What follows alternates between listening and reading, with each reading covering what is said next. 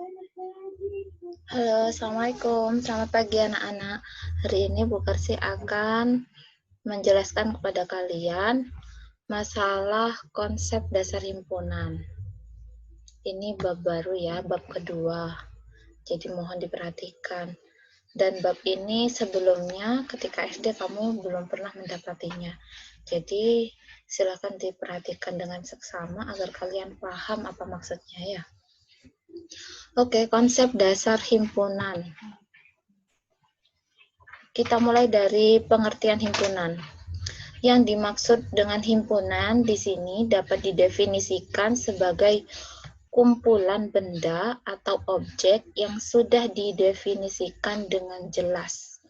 Benda-benda atau objek yang termasuk dalam himpunan disebut dengan anggota atau nama lainnya elemen atau unsur dari himpunan. Jadi yang dikatakan dengan himpunan di sini definisinya harus jelas.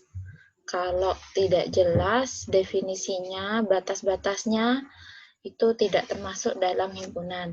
Untuk lebih jelasnya, silahkan kalian lihat di sini ada beberapa contoh kumpulan yang termasuk himpunan dan juga bukan himpunan.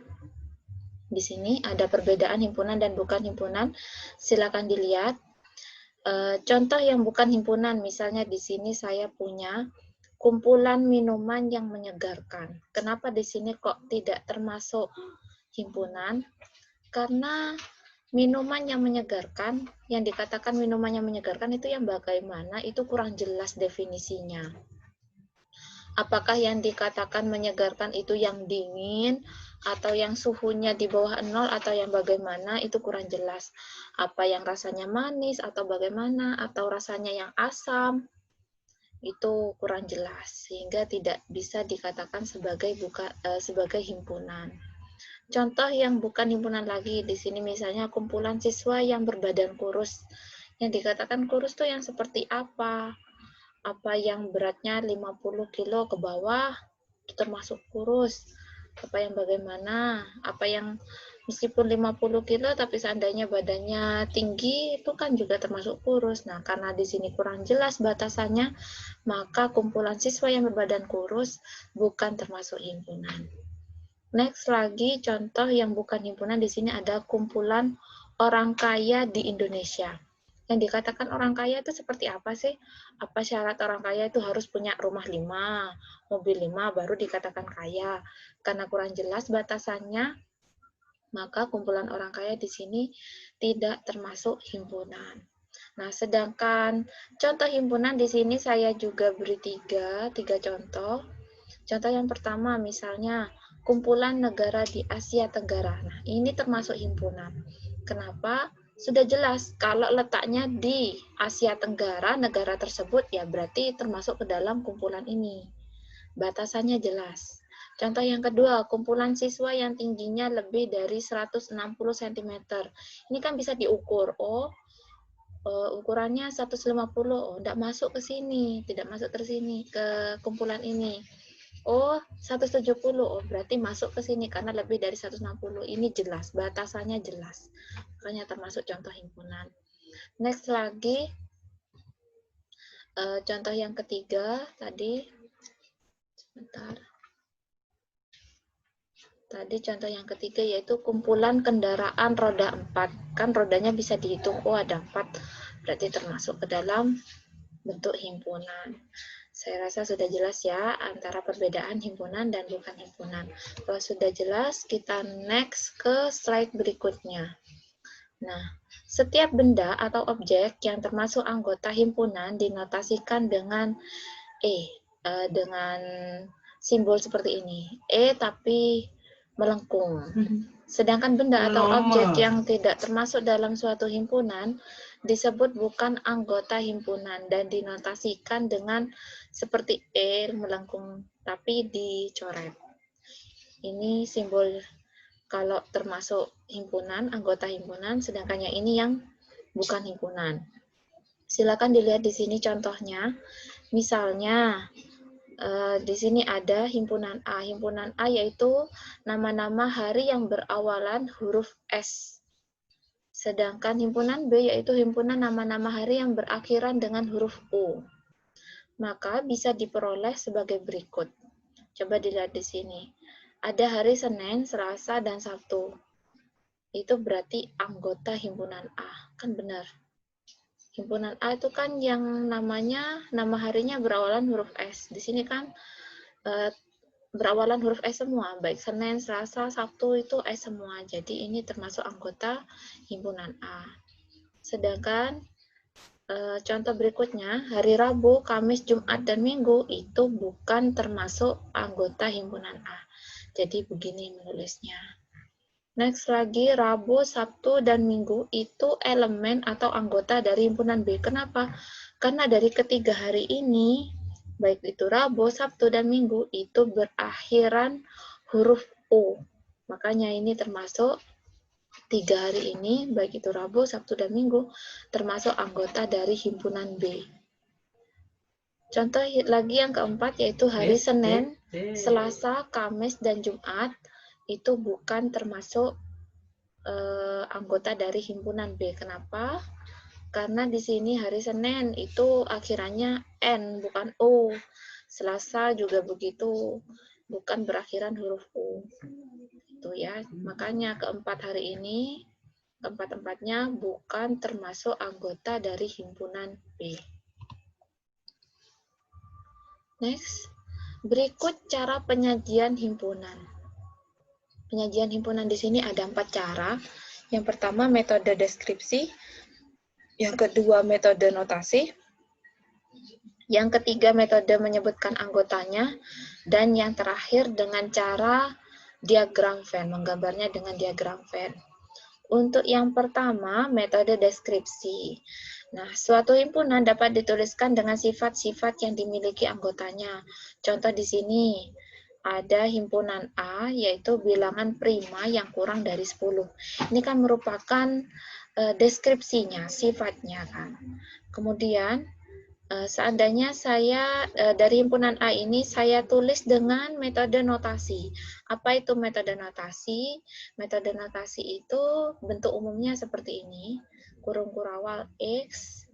Nah, tanda yang seperti ini itu biasanya cara bacanya itu X, di mana anggota X itu syaratnya yaitu PX. Ini, di mana X mewakili anggota dari himpunan dan PX menyatakan syarat yang harus dipenuhi oleh X agar bisa menjadi anggota himpunan tersebut.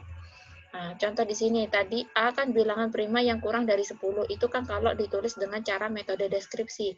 Kalau saya tulis dengan metode notasinya, maka cara menulisnya yaitu jangan lupa kurung kurawal. Jadi kalau menuliskan himpunan, anggota himpunan, baik itu dengan metode deskripsi, notasi, dan menyebutkan anggotanya, jangan lupa harus wajib ada tanda kurung kurawal. Nah, cara nulisnya X, di mana X kurang dari 10, kemudian syaratnya yaitu X elemen atau anggota dari bilangan prima. Tadi kan syaratnya harus bilangan prima. Nah, jadi ini dibalik. Batasnya itu diletakkan di depan, kemudian syaratnya ini, sifatnya ini diletakkan di belakang, tapi pakai simbolis, pakai notasi, namanya juga metode notasi. Tuh. Cara yang ketiga yaitu dengan metode menyebutkan anggotanya. Jadi, yang tadi himpunan A itu bilangan prima yang kurang dari 10 itu disebutkan anggota yang memenuhi syarat dari himpunan tersebut. Oh, bilangan prima itu apa sih? Bilangan prima itu kan bilangan yang hanya bisa dibagi dengan bilangan itu sendiri dan juga angka 1. Nah, di sini yang termasuk yaitu angka 2. 2 kan bisa dibagi 2 dan juga 1. Kemudian 3, 5, 7, dan kurang dari 10. Nah, setelah 7, bilangan prima selanjutnya kan 11. Karena 11 itu lebih dari 10, maka ya sudah, berarti kita menulisnya sampai 7 saja. Tuh, jadi ini metode yang ketiga. Selanjutnya yaitu diagram Venn. Untuk lebih jelasnya mengenai diagram Venn, silakan kalian lihat di slide berikutnya. Nah, dalam membuat suatu diagram Venn perlu diperhatikan beberapa hal berikut. Yang pertama, himpunan semesta. Jadi, yang harus digambarkan itu himpunan semestanya dulu atau dilambangkan dengan huruf S besar. Biasanya digambarkan dengan bentuk persegi panjang dan huruf S besar diletakkan di sudut kiri atas. Ini contohnya, Nak. Contoh dari diagram Venn. Jadi, pakai persegi, entah itu persegi biasa boleh, pakai persegi panjang juga boleh, terserah. Yang jelas semestanya itu diletakkan di pojok kiri atas, pakai S besar, tidak boleh S kecil. Kemudian yang kedua, setiap himpunan lain yang sedang dibicarakan digambarkan dengan lingkaran atau kurva tertutup sederhana. Jadi boleh benar-benar lingkaran boleh, atau bentuk kurva yang penting tertutup boleh. Yang penting rapi, jangan terlalu sembarangan. Jadi bentuk oval gitu nggak apa-apa, yang penting tertutup. Tuh. Kemudian yang ketiga, setiap anggota masing-masing himpunan digambarkan dengan noktah atau titik. Jadi kalau memang ada anggota-anggotanya itu dilambangkan dengan titik di sini. Yang keempat, jika banyak anggota himpunan tak berhingga, maka masing-masing anggota himpunan tidak perlu digambarkan dengan satu titik. Jadi kalau seandainya anggotanya itu berhingga, itu boleh digambarkan satu persatu. Tapi kalau anggotanya itu banyak, tidak berhingga, nggak usah digambarkan titik-titik noktah seperti itu, nggak apa-apa. Nah, berikut ada macam-macam bentuk diagram Venn yang terdiri atas dua himpunan. Itu sebagai berikut. Ini dua himpunan semua ya, baik yang nomor 1, 2, 3, dan 4. Bedanya, untuk diagram Venn yang pertama, itu ada dua himpunan kan di sini, ada himpunan A, ada himpunan B. Di sini menggambarkan bahwa himpunan B di sini, anggota-anggotanya yang menjadi anggota himpunan B di sini itu termasuk ke dalam himpunan A semuanya. Artinya himpunan B itu bagian dari himpunan A. Sehingga seluruh anggota himpunan B itu masuk ke A. Jadi kalau digambarkan seperti ini. Kemudian di gambar yang kedua ini, kenapa kok saya tulis di sini A sama dengan B? Karena di sini sebenarnya ada dua himpunan, hanya saja dua anggota dari dua himpunan ini sama persis. Maka kita bisa gambarkan seperti ini. Artinya ini dempet ya gambarnya maksudnya. Kemudian untuk yang gambar yang nomor 3 itu maksudnya antara himpunan A dan himpunan B ada beberapa anggota yang anggotanya sama. Jadi yang sama itu diletakkan di tengah di sini. Itu makanya dempet tapi sebagian. Karena ada anggota yang sama, ada yang tidak sama. Yang tidak sama diletakkan di sini. Anggota A yang tidak ada di anggota B diletakkan di sini, sedangkan anggota B yang tidak ada di anggota A diletakkan di sebelah sini. Kemudian untuk gambar yang keempat ini mencerminkan bahwa baik itu himpunan A maupun himpunan B, anggotanya itu tidak ada yang sama. Jadi makanya mereka itu berdiri sendiri-sendiri. Jadi gambarnya, gambar diagram Venn-nya, kurvanya itu digambar terpisah. Itu. Next, slide berikutnya yaitu mengenai sebentar.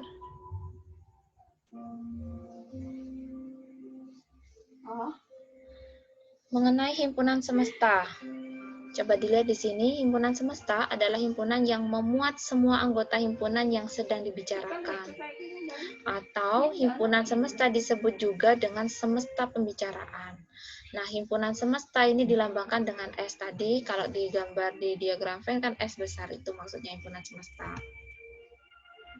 Nah, misalnya di sini ada contoh. Kita punya himpunan P misalnya. Himpunan P itu anggotanya yaitu 1, 3, 5, 7. Maka himpunan semesta yang mungkin dari P itu enggak hanya satu kemungkinan saja, tapi banyak kemungkinan. Misalnya saya semestanya, saya misalkan himpunan 1, 3, 5, 7, 9. Ini boleh. Kenapa? Karena semua anggota himpunan P itu masuk semua ke S di sini. 1 ada di sini, 3 ada di sini, 5 ada, 7 ada. Tuh. Contoh yang kedua, himpunan S, yaitu himpunan 10 bilangan asli yang pertama. 10 bilangan asli yang pertama itu kan dari 1 sampai 10. Sehingga 1, 3, 5, 7 ini masuk semua ke sana. Next lagi, himpunan semesta yang mungkin yaitu bilangan 1 sampai 100. Kemudian lanjut lagi contohnya 1 sampai 51. Yang terakhir contohnya yaitu himpunan bilangan asli. Bilangan asli kan mulai dari 1 dan seterusnya sampai tak terhingga. Itu berarti himpunan P masuk ke dalamnya. Nah, semua ini 5-5-nya ini merupakan himpunan semesta dari himpunan P yang mungkin ya. Jadi boleh semuanya itu memungkinkan, benar semua, nggak ada yang salah.